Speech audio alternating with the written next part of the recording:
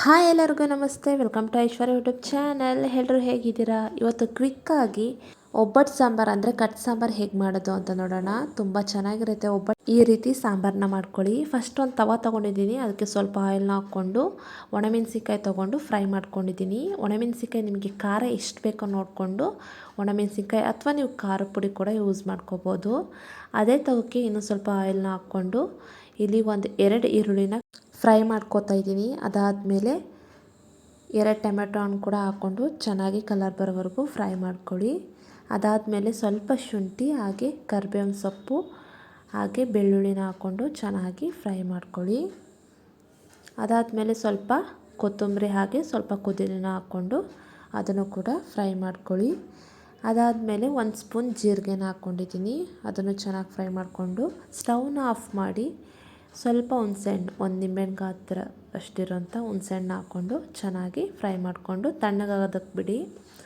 ಅದಾದಮೇಲೆ ಒಂದು ಪಾತ್ರೆ ತೊಗೊಂಡಿದ್ದೀನಿ, ಅದಕ್ಕೆ ಸ್ವಲ್ಪ ಆಯಿಲ್ನ ಹಾಕ್ಕೊಂಡಿದ್ದೀನಿ.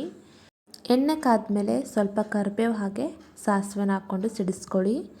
ಅದಾದಮೇಲೆ ನಾನಿಲ್ಲಿ ಬೇಳೆ ಬೇಯಿಸಿರೋಂಥ ನೀರನ್ನ ತೊಗೊಂಡಿದ್ದೀನಿ. ಇದನ್ನು ತೊಗೊಂಡ್ರೆ ಇದು ಸ್ವಲ್ಪ ಟೇಸ್ಟಿಯಾಗಿರುತ್ತೆ, ಖಾರ ಖಾರ ಸಿಹಿ ಸಿಹಿ ಇರುತ್ತೆ. ಅಥವಾ ನೀವು ಮಾಮೂಲಿ ವಾಟರ್ ಕೂಡ ಯೂಸ್ ಮಾಡ್ಕೋಬೋದು. ಅದಾದಮೇಲೆ ನಾವು ಒಣಮೆಣಸಿನ್ಕಾಯಿ ಫ್ರೈ ಮಾಡ್ಕೊಂಡಿದ್ವಲ್ಲ, ಅದನ್ನು ಒಂದು ಅರ್ಧ ಹಾಗೇ ಸಾಂಬಾರೊಳಗೆ ಹಾಕ್ಕೊಂಡಿದ್ದೀನಿ, ಇನ್ನೊಂದು ಅರ್ಧ ನಾನು ಮಿಕ್ಸಿ ಜಾರ್ಗೆ ಹಾಕ್ಕೋತಾ ಇದ್ದೀನಿ. ನಿಮಗೆ ರುಚಿಗೆ ತಕ್ಕಷ್ಟು ಉಪ್ಪನ್ನ ಹಾಕ್ಕೊಳ್ಳಿ. ಅದಾದಮೇಲೆ ಒಂದು ಮಿಕ್ಸಿ ಜಾರನ್ನ ತೊಗೊಂಡಿದ್ದೀನಿ, ಅದಕ್ಕೆ ಕಾಯಿ ತುರಿ ಹಾಕ್ಕೊಂಡು ಒಂದು ಸ್ವಲ್ಪ ಧನಿಯಾ ಪೌಡರ್ನ ಹಾಕ್ಕೋತಾ ಇದ್ದೀನಿ, 1 ಸ್ಪೂನಷ್ಟು. ನಿಮಗೆ ಕಾಯಿ ತುರಿ ಎಷ್ಟು ಬೇಕು ನೋಡ್ಕೊಂಡು ಹಾಕ್ಕೊಳ್ಳಿ. ನಾನಿಲ್ಲಿ ಜಾಸ್ತಿ ಸಾಂಬಾರು ಮಾಡ್ತಾಯಿದ್ದೀನಿ. ಅದಾದಮೇಲೆ ಒಂದು 3 ಏಲಕ್ಕಿ, 3 ಲವಂಗ, ಸ್ವಲ್ಪ ಚಕ್ಕೆನ ಹಾಕ್ಕೊಂಡು ಅದನ್ನು ಫಸ್ಟು ರುಬ್ಕೊಂಡು ನೀವು ನೀರು ಇಟ್ಕೊಂಡಿದ್ವಲ್ಲ ಆ ನೀರಿಗೆ ಹಾಕ್ಕೊಳ್ಳಿ.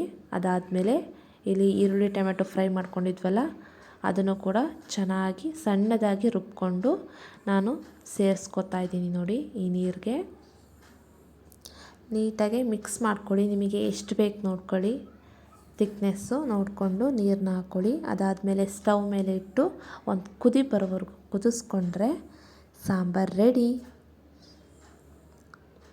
ನೋಡ್ತಾ ಇರ್ಬೋದು ಯಾವ ರೀತಿ ಕಾಣಿಸ್ತಾ ಇದೆ ಅಂತ. ಮೇಲೆಲ್ಲ ಎಣ್ಣೆ ಬಿಡೋವರೆಗೂ ಚೆನ್ನಾಗಿ ಒಂದು ಕುದಿನ ಕುದಿಸ್ಕೊಳ್ಳಿ. ನೀವು ಕೂಡ ಮನೇಲಿ ಟ್ರೈ ಮಾಡಿ ಹೇಗಿತ್ತು ಅಂತ ಕಮೆಂಟ್ ಮಾಡಿ. Thank you for watching.